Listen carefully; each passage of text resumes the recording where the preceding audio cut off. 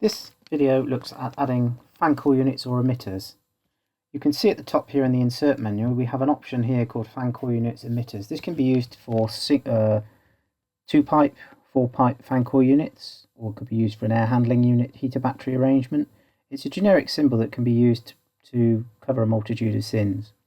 So let's say we're going to take the example that I want a 4-pipe fan coil unit sitting in the corridor serving these 4 rooms as a specific zone. What I can do is select the space, because you have to select the space you're going to place the appliance in. You then select fan coil unit stroke emitter, and this will give you the dialog box. This is where you can put the various dimensions of the fan coil unit in based on manufacturer's information, so you have an idea of what you want to put in there. The elevation, this is to the underside of the fan coil, so bearing in mind the ceiling grid is at 3 meters, I'm going to place this at 3.1 meters or 3,100 millimeters. Manufacturer's data can be entered as well, and then you can apply cooling coil information, the heater battery load, and the electrical details. Now, when placing in a space that you're serving, what I would do initially is put 30 kilowatts in there. We can see the output for the space is 29.48. I'm not actually serving this corridor in reality, but I do have to enter the load in order to place the appliance. Likewise with the heater battery load. And then the electrical details.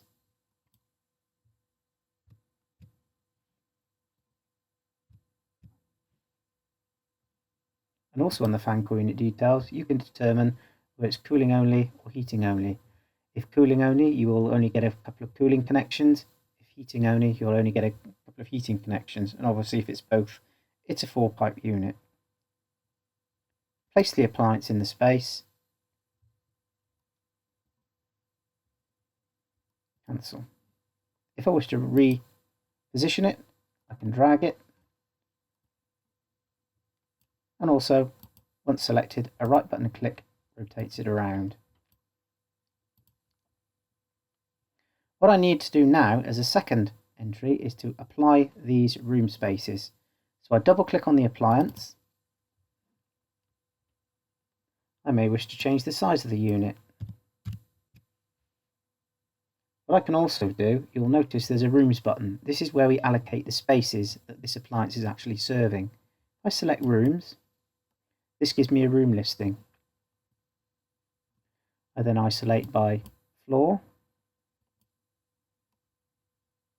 And you can see here lab 1, lab 2, lab 3 and lab 4. So I can select these options. Select OK. Now when we go to the cooling coil, we can see now we've got the actual load serviced for those 4 spaces and the heater battery load. So those figures are now revised. They're no longer looking at the corridor. That is no longer included. So I then select the next size up from my selection from my manufacturer's detail. So let's say the next appliance is 13 kilowatts. We would then do the same with the heater battery load. 12 kilowatts. We can also apply a pressure drop across the coils.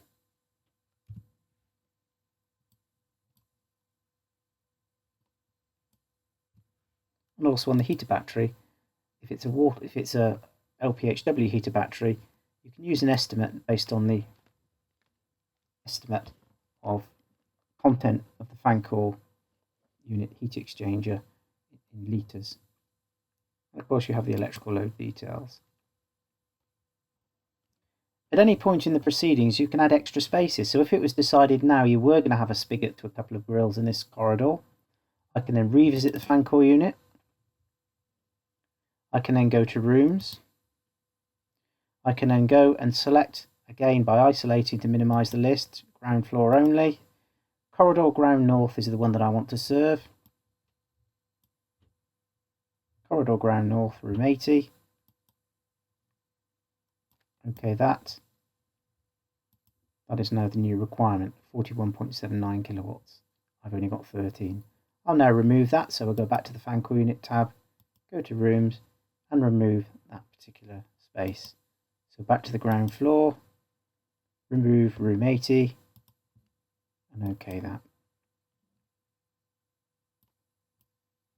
You'll also notice that it was looking for room numbers. I could always display options to make life easy for myself, show my services and show room numbers.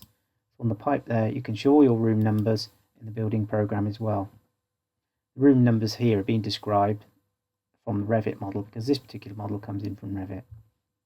So fan coil units can be placed either in the space to serve that space, or they can be placed external to the space. And then the second time you enter them, you click on the rooms option and you assign the room spaces. If you had pipework connected, the pipework, when calculated, would automatically be resized based on the revised duty. You would then run the pipe runs from the heating section by going to the insert heating option and putting your flow and returns in. If you're doing chilled water, you would go to the cooling option. That would look at the cooling requirement, size the pipes, flow and returns on those pipe connections based on the cooling requirement for that unit. When exporting via MEP links into Revit, the box that you've typed in and the dimensions will be assumed in the Revit. So whatever dimensions you type in for your fan coil unit here, they will be the same size, depth, height, length in the Revit via the MEP links.